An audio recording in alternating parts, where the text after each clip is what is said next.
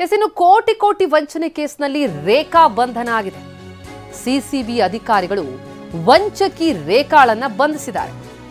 ಮತ್ತೋರ್ವ ವಂಚಕಿಯ ಕತೆ ಇದು. ಸಾಲ ಕೊಡಿಸೋ ನೆಪದಲ್ಲಿ ಅನೇಕ ಜನರಿಗೆ ದೋಖಾ ಮಾಡಿರುವಂತಹ ವಂಚಕಿ. ಉದ್ಯಮಿಯೊಬ್ಬರಿಗೆ 25 ಕೋಟಿಯ ಆಸೆ ತೋರಿಸಿ ವಂಚಿಸಿದ್ದಾಳೆ. ಈಕೆಯಿಂದ ಈ ರೇಖಾಳಿಂದ ಉದ್ಯಮಿಗೆ ಬರೋಬ್ಬರಿ 5,75,00,000 ರೂಪಾಯಿ ಟೋಪಿ ಬಿದ್ದಿದೆ. ಈಕೆನೆ ವಂಚಕಿ ರೇಖಾ. ಬೆಂಗಳೂರಿನ ಕಾರ್ಲ್ಟನ್ ಟವರ್ ಹೆಸರಲ್ಲಿ ವಂಚನೆ ಮಾಡಿದ್ದಾಳೆ. ನಾನು ಕಾರ್ಲ್ಟನ್ ಟವರ್ ದುರಂತದ ಪ್ರತ್ಯಕ್ಷ ಸಾಕ್ಷಿ ಅಂತ ಹೇಳಿಕೊಂಡು ಪರಿಚಯ ಮಾಡಿಕೊಳ್ಳೋದು. ಈಕೆಯ ಆ ವಂಚನೆಯ ಪರಿ ನೋಡಿದ್ರೆ ನಿಜಕ್ಕೂ ದಂಗಾಗಬೇಕು. ಸಿಸಿಬಿ ಅಧಿಕಾರಿಗಳು ಈ ವಂಚಕಿ ರೇಖಾಳನ್ನ ಬಂಧಿಸಿದ್ದಾರೆ. ಸಾಲ ಕೊಡಿಸೋ ನೆಪದಲ್ಲಿ ಅನೇಕರಿಗೆ ದೋಖಾ ಮಾಡಿದ್ದಾಳೆ. ಒಬ್ಬ ಉದ್ಯಮಿಗೂ ಕೂಡ ದೋಖಾ ಮಾಡಿರುವಂಥದ್ದು. ಒಂದೆರಡಲ್ಲ 5,25,00,000 ರೂಪಾಯಿ ಟೋಪಿ ಹಾಕಿಸ್ಕೊಂಡಿದ್ದಾರೆ ಒಬ್ಬ ಉದ್ಯಮಿ. ರೇಖಾ ಮಾತು ನಂಬಿ ಹಂತ ಹಂತವಾಗಿ ಹಣ ಕೊಟ್ಟಂತಹ ಉದ್ಯಮಿ ಈಗ ತಲೆ ಮೇಲೆ ಕೈ ಹೊತ್ತು ಕುಳಿತುಕೊಳ್ಳಾಗ ಮಾಡಿರುವಂಥದ್ದು ಈ ವಂಚಕಿ ರೇಖಾ.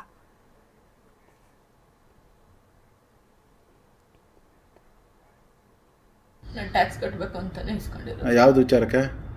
ನನಗೆ ದುಡ್ಡು ಬಂದಿರೋ ವಿಚಾರ. ಯಾವ ದುಡ್ಡು ಬಂದಿರೋದು ನಿನಗೆ? ನನಗೆ ಬಂದಿರೋದು ಕಾಂಪೋಸಿಷನ್. ಯಾವುದು?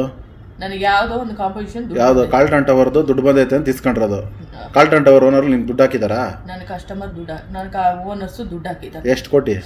ನನಗೆ ಎಷ್ಟು ಅದು ನಿನ್ನ ದುಡ್ಡು ಬರೋಷ್ಟು ನಿಮ್ಮ ಹತ್ರ.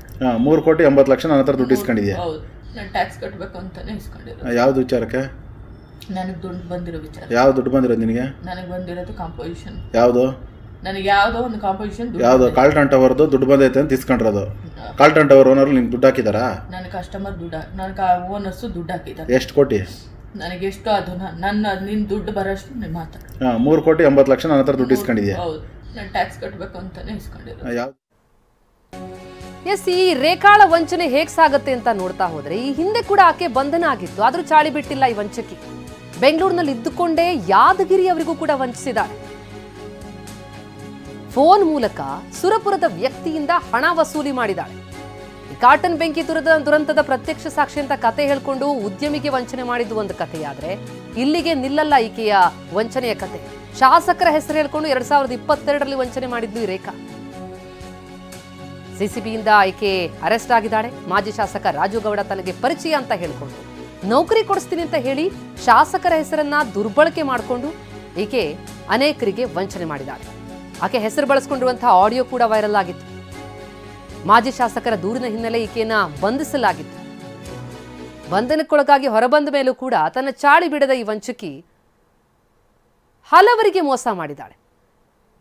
ಕಾಟನ್ ಬೆಂಕಿ ದುರಂತದ ಪ್ರಕರಣವನ್ನೇ ಇಟ್ಕೊಂಡು ಹಲವರಿಗೆ ವಂಚನೆ, ಬೆಂಗಳೂರಿನಲ್ಲಿ ಇದ್ದುಕೊಂಡು ಯಾದಗಿರಿಯವರಿಗೂ ವಂಚನೆ, ರಾಜಕಾರಣಿಗಳ ಹೆಸರಿನಲ್ಲಿ ಕೆಲಸ ಕೊಡಿಸೋದು ಹೇಳಾಗಿ ವಂಚನೆ. ಹೀಗೆ ಈ ವಂಚನೆಯ ಕತೆ ಬಹಳ ದೊಡ್ಡದಿದೆ. ಬೆಂಗಳೂರಿನಲ್ಲಿ ಉದ್ಯಮಿಗಳಿಗೆ ಈಕೆ ವಂಚನೆ ಮಾಡಿರೋ ಕುರಿತಂತೆ ಪೊಲೀಸ್ ಕಮಿಷನರ್ ವಿ ದಯಾನಂದ ಮಾಹಿತಿಯನ್ನು ಕೊಟ್ಟಿದ್ದಾರೆ. 6 ಕೋಟಿ ಪಡೆದು ವಂಚಿಸಿದವರನ್ನ ಬಂಧಿಸಲಾಗಿದೆ ಎಂದಿದ್ದಾರೆ. ಸಿಸಿಬಿ ಪೊಲೀಸರು 3 ಬಂಧಿಸಿದ್ದಾರೆ. ಕಾರ್ಟನ್ ಹೆಸರಿನಲ್ಲಿ ಸುಳ್ಳು ಹೇಳಿ 7 ಲಕ್ಷ ಕೇಳಿದ್ಲು ಈಕೆ. ಈಗ ಅರೆಸ್ಟ್ ಆಗಿದ್ದಾಳೆ. ಒಂದೆರಡಲ್ಲ, ಹಂತ ಹಂತವಾಗಿ 5,75,00,000 ಪಡ್ಕೊಂಡಿದ್ದಾಳೆ. ಸಿಸಿಬಿಯ ಪೊಲೀಸರು ಈ ರಿಯಲ್ ಎಸ್ಟೇಟ್ ಉದ್ಯಮಿ ಒಬ್ಬರಿಗೆ 25 ಕೋಟಿ ಹಣದ ಆಸೆ ತೋರಿಸಿ ಸುಮಾರು 6 ಕೋಟಿಯಷ್ಟು ಹಣವನ್ನು ಹಂತ ಹಂತವಾಗಿ ಅವರಿಂದ ಪಡೆದು ಮೋಸ ಮಾಡಿರ್ತಕ್ಕಂತಹ 3 ವ್ಯಕ್ತಿಗಳನ್ನು ಬಂಧಿಸುವಲ್ಲಿ ಯಶಸ್ವಿಯಾಗಿದ್ದಾರೆ.